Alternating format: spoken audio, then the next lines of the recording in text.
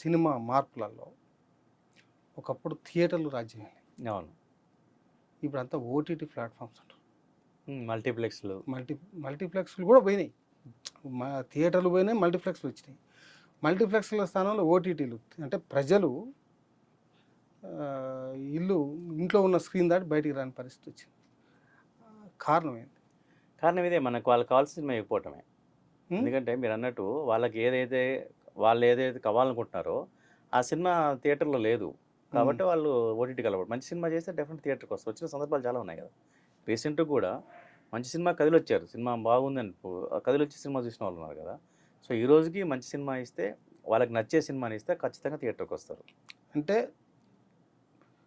ప్రజలపైన తీవ్రమైనటువంటి ప్రభావితం, ఒక ముద్ర వేసేటువంటి సినిమా రంగం ప్రజల ఆలోచనలకు అనుగుణంగా ప్రజలు నచ్చే విధమైనటువంటి సినిమాలు రావడం లేదు సినిమా ఇండస్ట్రీ రావట్లేదు. ఎందుకంటే ఆ రోజే ఇన్స్టెంట్ కాఫీ లాగా ఏదో ఫ్రైడే, సాటర్డే, సండేకి వాళ్ళు ఏదో టైంపాస్ కోసం వెళ్ళి టైంపాస్ చూసి ఇంటికి వచ్చి పాప్కార్న్ తిని, కూల్ డ్రింక్ తాగి ఇంటికి వచ్చి ఏదో టైంపాస్ చేసాం, 2 గంటలు 3 గంటలు ఎంజాయ్ చేసాం అనే సినిమాలు తప్ప, ఈ 3 గంటలు నా విలువైన సమయాన్ని పర్ఫెక్ట్గా ఈ సినిమా కేటాయించాను, ఈ 3 గంటలు నాకు చాలా ఉపయోగపడింది అని గుర్తుపెట్టుకునే ప్రేక్షకుడు కావాల్సిన కంటెంట్ని మనం ఇవ్వట్లేదు. అంటే ప్రజలు మంచి సినిమా కోసం చూస్తున్నారు ఖచ్చితంగా, కానీ సినిమా ఇండస్ట్రీ మంచి సినిమా ఇవ్వడం లేదు. ఇవ్వాల్సిన అవసరం ఇవ్వడం లేదు ప్రస్తుతం. అంతే, ఇస్తున్నారు, వెరీ 1%. 1% మొత్తానికి లేదని చెప్పడానికి లేదు. ఒక 1%, 2% ఉంటుంది. అయితే ఈ పరిస్థితుల్లో మీ కుమారుడు దినేష్ మహీంద్రని సినిమా రంగంలోకి మీరు ఎంట్రీ చేయబోతారు. నేను ఎంట్రీ చేయాలి, వాడు ఎంటర్ అయ్యాడు. మీరు ఎంట్రీ చేయాలి, వాడు ఎంటర్ అవుతున్నాడు మన సంబంధం లేకుండా. మనం ఎవడు నేపథ్యం ఒకసారి చెప్తారా? వాడు బీబీఏ స్టార్టింగ్లోనే వాడికి ఏంటంటే ఫ్రెండ్ సర్కిల్, మన యాక్టర్ శ్రీహరి పిల్లలు, మన యాక్టర్ రాజశేఖర్ పిల్లలు, ఇట్లా చాలామంది వీడిని కాలేజ్ చైల్డ్హుడ్ ఫ్రెండ్స్ అంతా వీళ్ళు కలిసి తిరుగుతుంటారు. ఇప్పుడు అంటే సహజంగానే మీరు ఇండస్ట్రీలో ఉన్నారు కనుక వీళ్ళందరూ కూడా సినిమా ఇండస్ట్రీ వాళ్ళతోటే అంటే ఒకే స్కూల్ చదువుకోవటం ఇట్లాంటివి. వీడు శ్రీహరి పిల్లలు సినిమాలో వాడు హీరో అవటం ఇట్లాంటివి జరుగుతున్న టైంలో వీడు వాళ్ళ కథలు చెప్పడం మొదలెట్టాడు ముందు, స్టోరీ లైన్స్. సో అక్కడి నుంచి నా దగ్గర పనిచేసిన డైరెక్టర్లు చాలామంది, ఇప్పుడు మార్కెట్లో దాదాపు 20 మంది డైరెక్టర్స్ నా దగ్గర పనిచేసిన వాళ్ళు, ఒక సినిమా 2 సినిమాలు చేసిన వాళ్ళు ఉన్నారు, కంటిన్యూ అవుతున్న వాళ్ళు ఉన్నారు. వీళ్ళు చిన్నప్పటి నుంచి వీళ్ళు ఎత్తుకొని తిరిగారు, వీడు కాలేజీకి బస్సు లేట్ అయితే వీళ్ళు డ్రాప్ చేసిన వాళ్ళు వీళ్ళంతా ఉంటారు కదా, వాళ్ళతో వీడు రెగ్యులర్ కాంటాక్ట్లో ఉంటాడు. సో వాళ్ళకి స్టోరీ లైన్ ఉంది, ఇట్లుంది అని వాళ్ళతో డిస్కస్ చేయడం మొదలెట్టాడు. ఇది నాకు కొంతకాలం తర్వాత తెలిసింది. బీబీఏ అయిపోతుండగా ఎంబీఏకి స్క్రాచ్ కోర్స్ పంపిద్దాం అనే ఐడియా ఉండే నాకు యాక్చువల్గా. అంటే ఒకరోజు నేను కథలు తయారు చేసుకుంటాను, ఒక కథ చెప్తాను వింటాం అన్నాడు.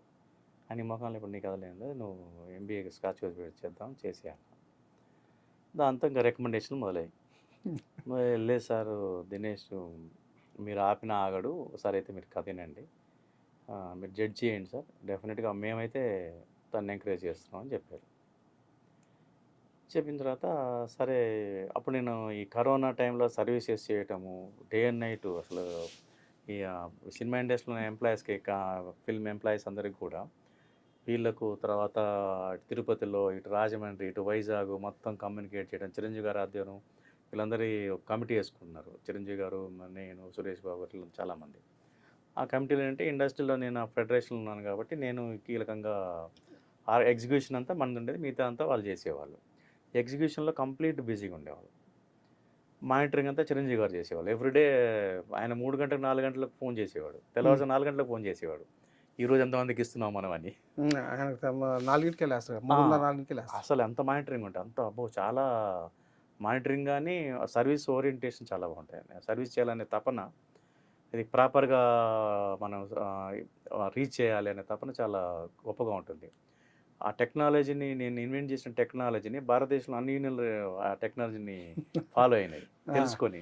నేను ఆల్ ఇండియా ఫిల్మ్ ఎంప్లాయీస్ కాన్ఫెడరేషన్లో వైస్ ప్రెసిడెంట్గా కన్వీనర్గా ఉండేవాడిని. సో దీంతో నాకు ఆల్ ఇండియా లెవెల్లో డైరెక్టర్స్ కానీ, యాక్టర్స్, రైటర్స్ అందరూ పరిచయాలు ఉన్నాయి కాబట్టి ఆ ఆర్గనైజేషన్స్ అన్నీ కూడా నా అప్రోచ్ అయ్యేవాళ్ళు. ఎట్లా చేసావు నువ్వు, సిస్టమ్ ఎట్లా చేసావు, ఇంత ట్రాన్స్పరెంట్గా అంటే నీకు మెటీరియల్ అందితే నీ దగ్గర నుంచి ఒక ఓటీటీపీ వస్తుంది, ఓటీపీ వస్తే మెటీరియల్ ఇస్తలేదు. అది సో అది కరెక్ట్గా ఎవరికైతే చేరాలో వాళ్ళకి చేరుతుంది, అది మధ్యలో మిస్యూజ్ అవ్వదు. అట్లాంటి సిస్టమ్ తయారు చేసాం. సో ఇవన్నీ ఆయన మానిటరింగ్ చేసేవాడు, చాలా తపన ఉండేది. అంటే హెల్ప్ చేయాలనే ఒక అంటే అదైతే గట్టిగా ఉంటుంది ఆయనకి. సో దాంట్లో బాగా బిజీగా ఉండటం వల్ల వీని అసలు పట్టించుకోవటం మానేసాం. ఇంట్లోనే నా ఫ్లాట్లోనే నేను తెల్లవాళ్ళు బాల్కనీలో కూర్చునేవాడిని, వీళ్ళేమో బెడ్రూమ్లో పడుకునేవాళ్ళు. ఎప్పుడో ఏదో మాటలు పడుతున్నాయి వస్తే బాల్కనీలో కూర్చొని దోమలు కొట్టుకుంటూ కూర్చొని మాట్లాడుతుండేవని ఆర్గనైజ్ చేస్తున్న సిస్టంలో పెట్టుకొని ఎవరికి రీచ్ అయింది, ఎంతమంది రీచ్ అయింది, ఏమైనా కంప్లైంట్స్ ఉన్నాయా, ఏమైనా ఎర్రర్స్ ఉన్నాయా, దీన్ని రెక్టిఫై చేయడం, ఈ పనిలో ఉండేవాళ్ళం. సో వాళ్ళకి విసుగు పుట్టింది. అసలు ఏంటి నేను కథ చెప్తానంటే వినకుండా ఎన్ని చేస్తావు ఆల్రెడీ అనేది అయిపోయింది. ఇక చెప్పిన 5 గంటలకి ఇంటికి వచ్చి బిల్లు కొట్టేవాళ్ళు, వీళ్ళేమో ఆన్లైన్ క్లాసెస్. సో ఇట్లాంటి ఇష్యూస్ ఉన్నప్పుడు ఇంకా వాళ్ళు కొంచెం ఫ్రస్ట్రేట్ అవ్వటం అనేది అర్థమవుతా ఉంది. సరే అయిపోయిన తర్వాత ఇక డైరెక్టర్ అసోసియేషన్ మళ్ళీ ఎలక్షన్ మొదలైంది. ప్రెసిడెంట్ కదా డైరెక్టర్, అప్పుడు ప్రెసిడెంట్, తర్వాత వదిలేసాను నేను. ఇక సమస్య లేదు, మాకు కెరీర్ ఉంది, మా లైఫ్ ఉంది, నువ్వేంటి మొత్తం దీంట్లోకి వెళ్ళిపోతే మా పరిస్థితి ఏంటి అనేది మొత్తం ఒక మీటింగ్ ఇంట్లో పెడితే, సరే నేను ఈసారి పోటీ చేయను, పక్క వస్తాను, ఎవరో వాళ్ళు చేసుకుంటారు, గట్టి ఫైటింగ్ జరిగింది ఇంట్లో. వదిలేసాం. చాలా మంది డైరెక్టర్స్ నా కొడుకు ఫోన్ చేశారు, ఈసారి మీ డాడీ నీకు ఒకసారి కంటిన్యూ చేయమని. లేదు అంకుల్ సమస్య లేదని చెప్పాడు. ఆడ ఖచ్చితంగా వాడు చాలా కన్ఫర్మ్ ఫిక్స్. మీ మీద ఫైటింగ్ మీ కొడుకు చేసినా మీ ఆవిడ చేసిన? వీడే, వాడే. సో వాని కెరీర్ని ఆడ ఏదో తపనుంది ఆడికి, మనమే వానికి సహకరించట్లేదని అర్థమైంది. అంటే అప్పుడు ఏంది వీడు ఇంత ఇదిగా ఉన్నాడని, సరే 1 డే కట్ చెప్పరా అన్నాను. ఒక 1/2 అవర్ లైన్ చెప్పాడు, ఇది చాలా బాగుందండి. వాడు చెప్పే స్టైల్ కూడా చాలా బాగుంటుంది, నేరేషన్ స్కిల్స్ బాగున్నాయి ఆయనకి. సరే ఎట్లా ఎగ్జిక్యూట్ చేస్తాడో ఏంటో తెలియదు కానీ నేరేషన్స్ బాగానే ఉన్నాయి, సరే కథ చేసుకో, ఇంకా స్క్రాచ్ కోర్సులు ఏం వదిలే అని చెప్పేసి వదిలేసి ఆ కథ చేసుకున్న క్రమంలో ఈ ఆన్లైన్ క్లాసెస్ వీటికి అప్రోచ్ అవ్వటం, ఇవన్నీ వాటి చేసుకుంటున్న టైంలో వైఎస్ సత్యానంద్ గారు యాక్టింగ్ కోర్సులు నేర్పిస్తూ ఉంటారు. పవన్ కళ్యాణ్ గారికి, మహేష్ బాబు, ప్రభాస్ గారికి, అందరికి కూడా తనే ఇచ్చేసాడు, చాలామంది హీరోస్కి.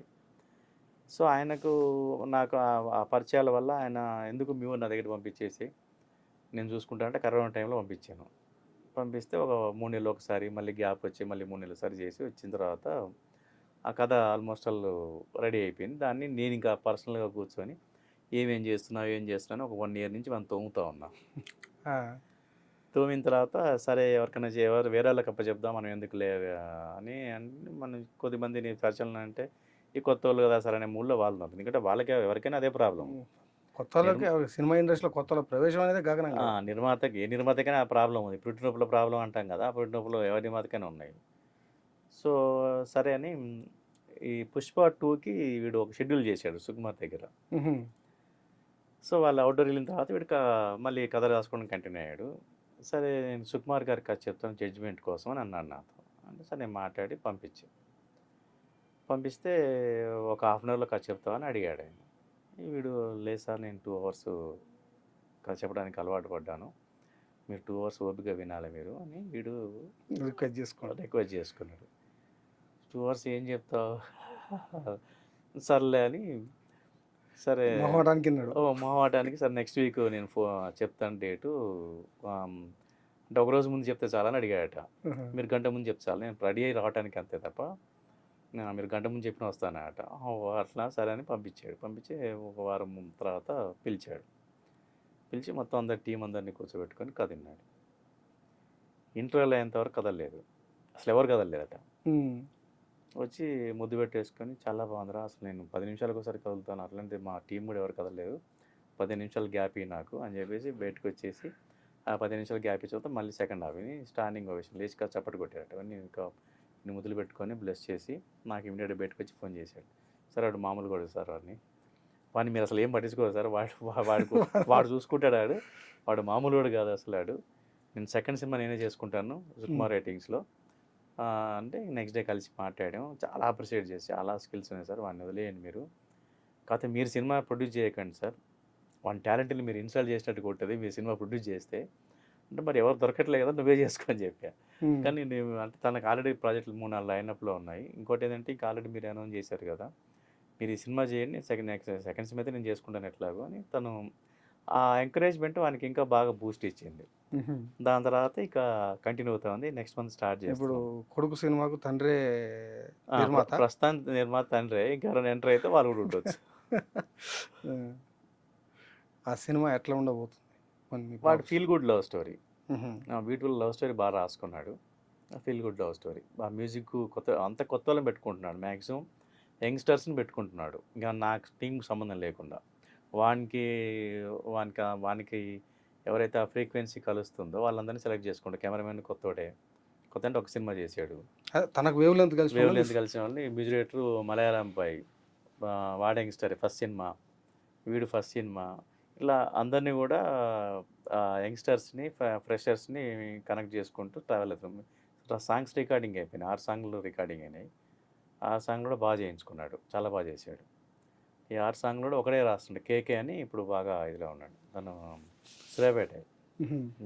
తనే రాస్తున్నాడు మొత్తం. రాశాడు ఆల్రెడీ. ఎందుకు సినిమా నిర్మాణంలో కానీ సినిమా నటీనటులలో కానీ అవకాశాలు అంటే ఆంధ్ర ప్రాంతానికి వచ్చినటువంటి అవకాశాలు లేవు. ఎవరన్నా ఒకరిద్దరు శంకర్లాగా కొంచెం పోటీ పడ్డా కానీ పట్ట వేస్తూ అడిల్స్ పక్కకు పడేసే వాతావరణం ఎందుకు కనిపిస్తుంది? అదే ఇంకా అంటే రూలర్ కూడా ఆ చైతన్యం ఉండాలి.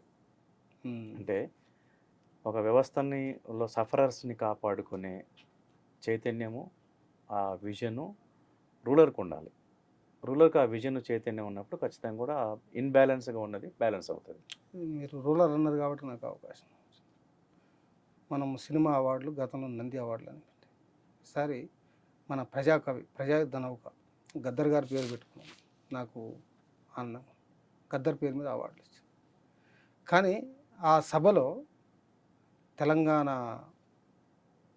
దర్శకులు కానీ తెలంగాణ నటులు పైడి జయరాజ్ అయితేనేం, శ్యామ్ బెనగల్ అయితేనేం, దివంగత మన ప్రభాకర్ రెడ్డి గారు అయితే వీళ్ళ పేర్లు కనీసం ఉచ్చరించలేదు అన్నటువంటి ఒక విమర్శ కూడా ఈ ప్రభుత్వం ఉంది. నాకు చాలా మెసేజ్లు వచ్చి నేను చాలా మంది ఫార్వర్డ్ చేశాను.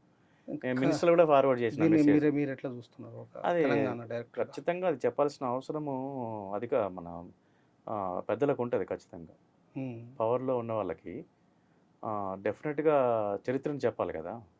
చరిత్రని విస్మరించకూడదు ఎవరు. దాంట్లో ఒక విమర్శ ఒక విమర్శ కాదు, ఇదొక విమర్శ అయితే గద్దరు స్మగ్లర్లకు వ్యతిరేకంగా పోరాడు. అవును.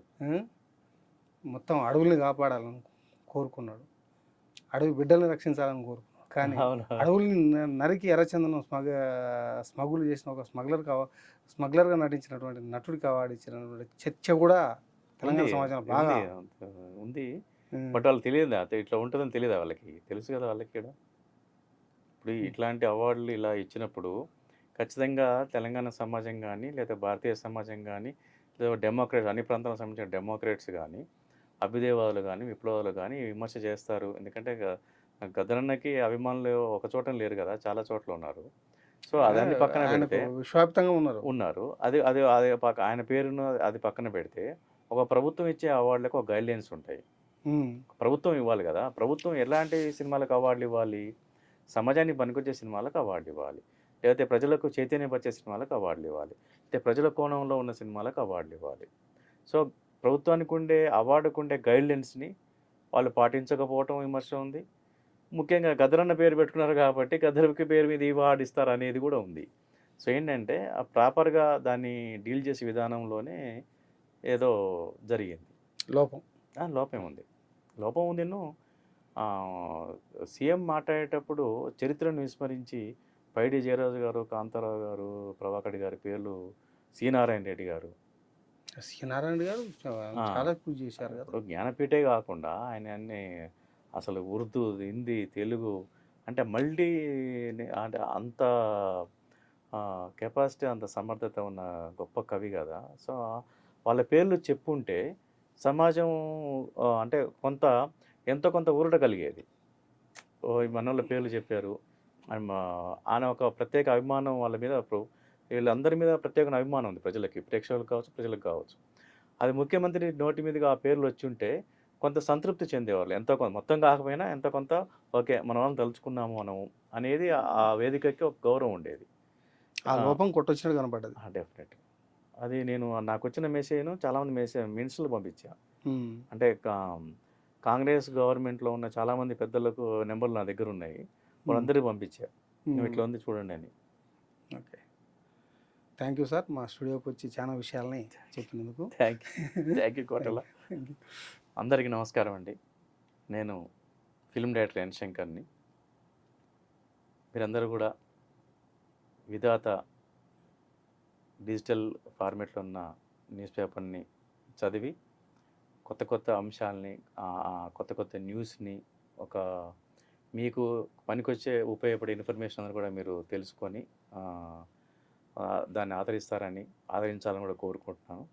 అలాగే విధాత యూట్యూబ్ ఛానల్ కూడా అదే ప్రాసెస్లో మీకు ఎప్పటికప్పుడు ఒక మంచి ఇన్ఫర్మేషన్ని ఇచ్చే ఒక టీము, ఒక విజన్ ఉన్న టీం ఇక్కడ ఉంది.